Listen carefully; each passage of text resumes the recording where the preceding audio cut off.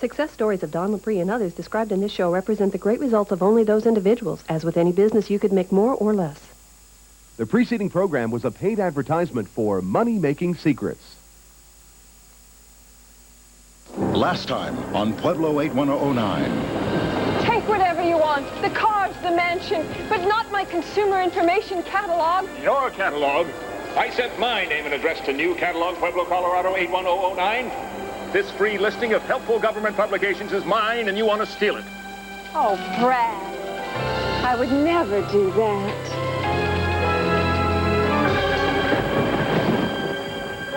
You can't remember a thing. Amnesia? Oh. Marco, remember using this free catalog to send for these free and low-cost government publications on saving money, getting federal benefits, staying healthy, and the catalog is free. Free? Information on educating our children? Send your name and address to New Catalog, Pueblo, Colorado 81009. Don't forget, like Marco. Marco? Who's Marco? Burt Reynolds flips his wig on the next hard copy. The following is a paid program by Information USA. The preceding was a paid program by Information USA. Always on the run, but for the wrong reasons? You just can't seem to wake up on time? Well, there's a solution to your dilemma, and it's called 976-TIME, California's best wake-up service.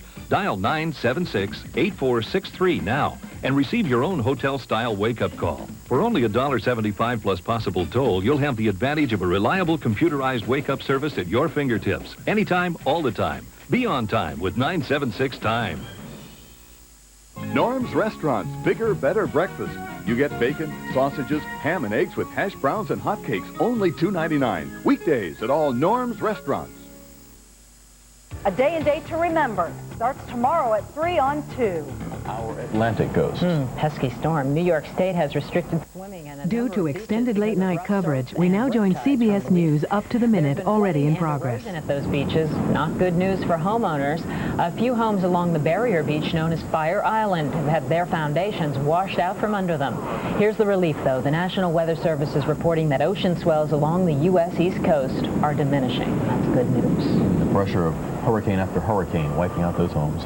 Let's check out your weather. The Northeast, despite riptides, will have a nice dry day that extends over the Great Lakes as well. The Southeast will be wet. The upper Midwest will see showers and thunderstorms. But just about everyone west of the Mississippi should see a sunny day. Sunny and hot in the desert as triple-digit highs continue there. The Northwest will see highs in the 80s. To the east, highs range from 60s in New England to 70s across much of the north and 80s in most of the south. A judge's ruling has blown up today's trial over GM's side-mounted fuel tanks. The decision last week barring the company from presenting any defense exhibits prompted the automaker this weekend to settle out of court. No terms have been disclosed. Taking a look now at this morning's market figures, in Tokyo, stock prices finished higher. The Nikkei average gained 206 points, or about 1 1/10%. The dollar was lower against the yen, changing hands at 99.28 in late trading. Gold opened in London at $381.80 an ounce. That's down $1.50 from the New York spot close. Stock prices opened the week after an up day on Wall Street Friday. The Dow jumped 31 points to 4,700. Smaller stocks were also strong. The Nasdaq gained about 9 points to another high. Who is better, the Beatles or the Stones? It's an age-old musical question. Now there's a definitive answer as far as money goes. It's the Beatles by about $9 million. The Fab Four made this year's Forbes 40 for the first time, checking in at number 3. The remaining Beatles will make an estimated $130 million over 2 years, thanks to a new documentary and 3 new music releases. Nick, Keith, and the Boys placed 4th on the list with $121 million. And Life in the Fast Lane puts the Eagles at number 5, thanks to their comeback album and tour. But who tops the list as the best paid entertainer? Well, it's an encore performance for director Steven Spielberg. With an estimated $285 million, he's far above the second-place finisher, talk show host Oprah Winfrey. Her take for the same time period, just $146 million. They're friends, they're rivals, they're the best tennis players in the world, and yesterday, #1 Andre Agassi and #2 Pete Sampras squared off on Stadium Court for the U.S. Open men's final. The match was billed as the best server, Sampras, versus the best returner, Agassi. And match point, well, it said it all.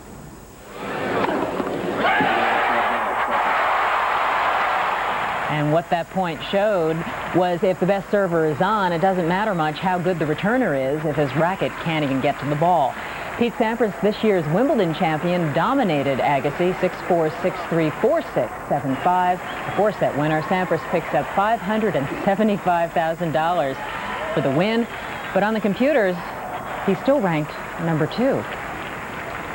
In Sunday night NFL football, Buddy Ryan greeted one of his former teams, the Philadelphia Eagles, at his new home in Arizona. The Eagles kept Randall Cunningham under wraps. Eric Swan sacked Cunningham before leaving with an injury in the first quarter. Arizona starter Dave Craig had even less success. William Thomas intercepted Craig in the first quarter. After he returned the ball 37 yards for a touchdown, the Eagles took a 7-0 lead. Cunningham found himself benched in the second quarter. Rodney Peete completed 8 of 13 passes for 145 yards in his place. One went to Fred Barnett for a score as Philadelphia built a 24-6 lead on the way to a 31-19 victory. In baseball, Darryl Strawberry's third home run got the Yankees off to a 2-0 lead over Boston. The Yankees were 9-3 winners with help from a double play started by Randy Velarde. New York trails Seattle by half a game in the American League wild card playoff chase.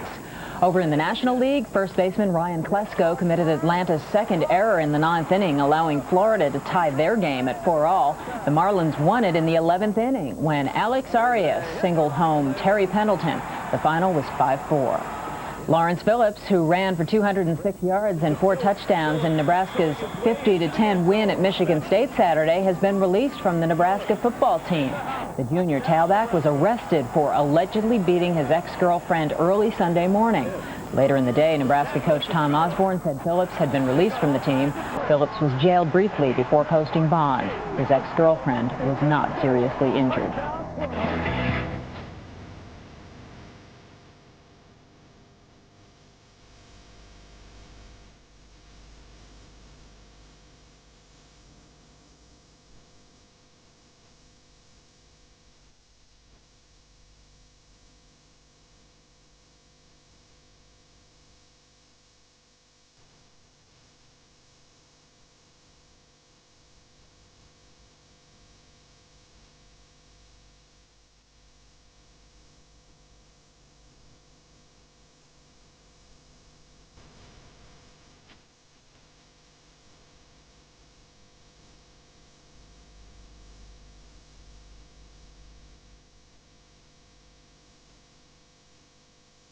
And that is our news for this half hour. Thanks so much for joining us. This is CBS News Up to the Minute.